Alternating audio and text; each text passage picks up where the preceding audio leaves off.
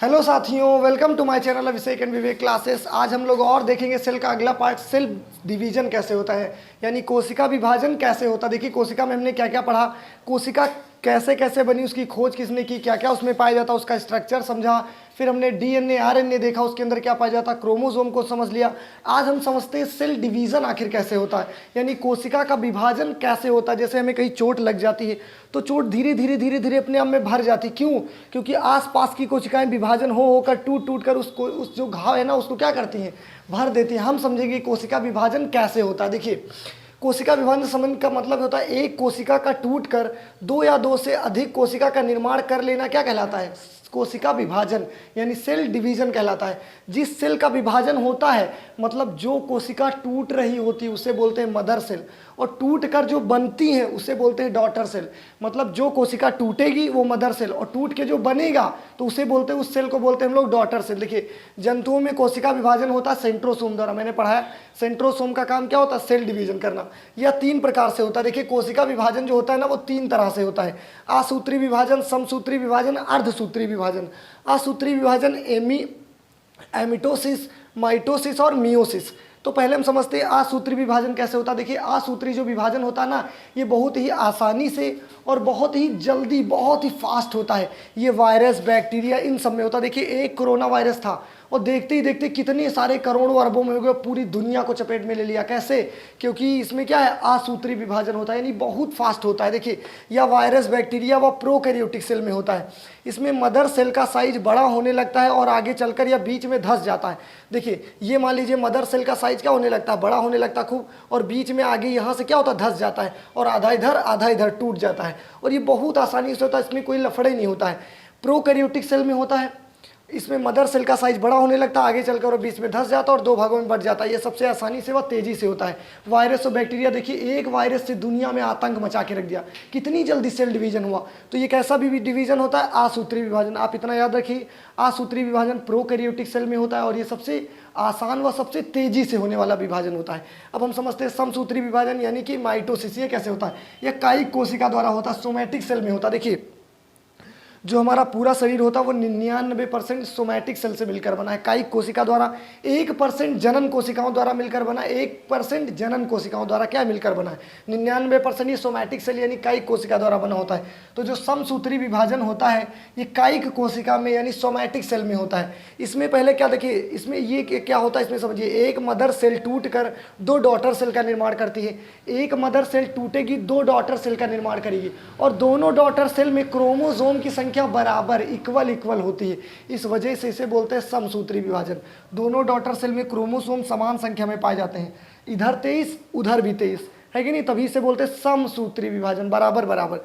ये 5 स्टेट में होता है। देखिए समसूत्री विभाजन की अवस्थाएं होती 5, inner phase, prophase, metaphase, anaphase और टीलोफेज। देखिए इनर फेज में क्या होता है, इंटरफेज यह सबसे बड़ी अवस्था होती है। मानी सबसे पहले एक बड़ी सी कोशिका थी, बड़ी सी एकदम हमारे पास बड़ी अवस्था होती है। इसमें डीएनए का निर्माण होता है, क्रोमोसोम अलग हो जाता है। देखिए सबसे पहले इसमें क्या बनेगा, डीएनए, इधर डीएनए बनेगा, इधर डीएनए बनेगा, और धीरे धीरे क्या होगा, क्रोमोसोम अलग हो जाएंगे, क्रोमोसोम आधे इधर आधे इधर।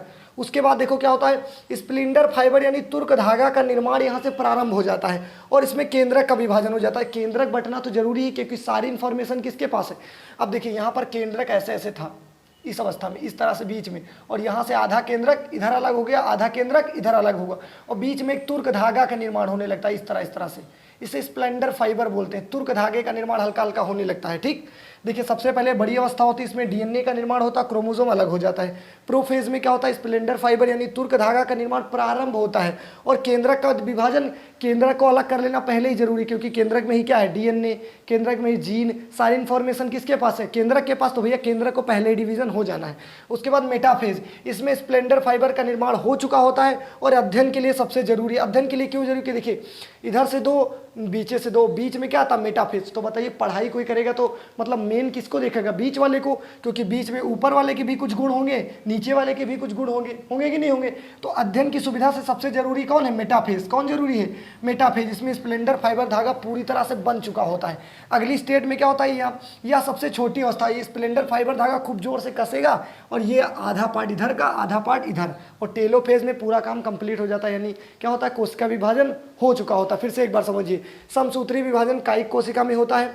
एक मदर सेल टूटकर 2 बराबर डॉटर सेल में टूट जाती है, ठीक। उसके बाद क्या होता है, डॉटर सेल में क्रोमोसोम समान संख्या में पाई जाती है, इस वजह से इसे समसूत्री विभाजन बोलते हैं। 5 अवस्थाएं होती है, इंटरफेज, प्रोफेज, मेटाफेज, एनाफेज और टेलोफेज।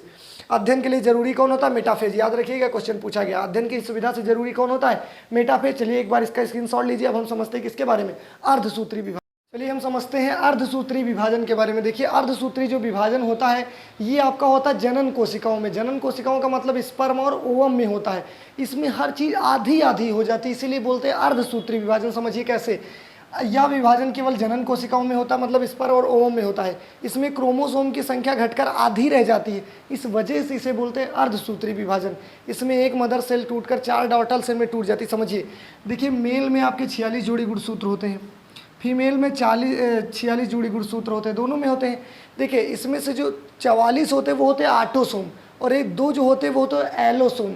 आटोसोम का काम है शरीर निर्माण करना, और जो 2 एलोसोम होते हैं इनका नाम है सेक्स। इनका काम होता है सेक्स डिटर्मिनेशन, मतलब लिंग निर्धारण करना।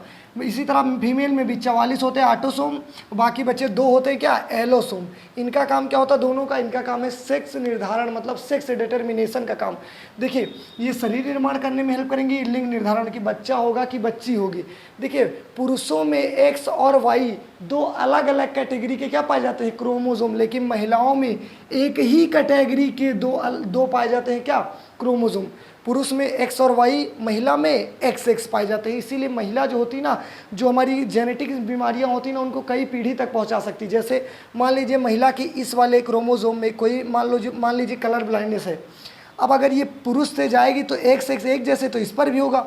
अब ये पुरुष से किससे भी मिले, चाहे वाई से मिले चाहे एक्स से मिले, तो आने वाली संतान में क्या होगा, सिंड्रोम हो जाएगा, मतलब उसमें क्या हो जाएगी, कुछ बीमारी पैदा हो जाएगी, यही वाली है कि नहीं। लेकिन पुरुष में अगर मान लीजिए इसमें है तो अगर इससे मिला तो हो जाएगी, लेकिन इससे मिला तो 50-50% चांस होते हैं, ठीक। तो समझिए, देखिए 44 थे, 44 के इधर 22 हो जाएंगे, इधर क्या हो जाएंगे 22, इसका आधा और इसका आधा, तो 22-22 मिलकर कितने हो जाएंगे 44। ये शरीर निर्माण हो गया।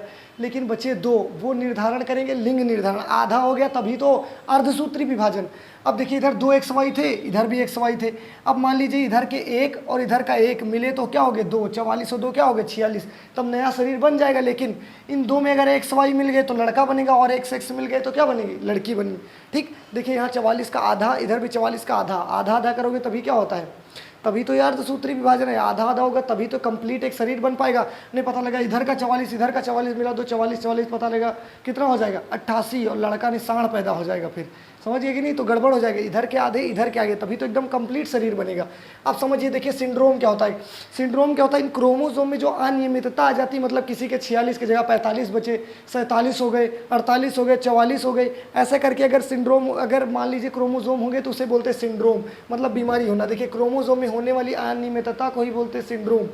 तो एक होता, कुछ इसमें के 4 याद कर लीजिए, होते तो बहुत सारे, लेकिन जो इंपॉर्टेंट है पेपर की दृष्टि से वो याद करिए बस। एक होता है टर्नर सिंड्रोम, क्रोमोसोम इसमें हो जाते हैं 45, और महिलाओं में बांझपन हो जाता है इसकी वजह से। महिलाओं में अगर गुणसूत्र की संख्या हो गई 45 तो महिलाओं में बांझपन हो जाता है। और एक होता है क्लीनेफेल्टर सिंड्रोम, इसमें क्या होता है, इसमें जो क्रोमोसोम होते हैं वो 47 हो जाते हैं, पुरुषों में नपुंसकता आ जाती है इसकी कमी से, ठीक।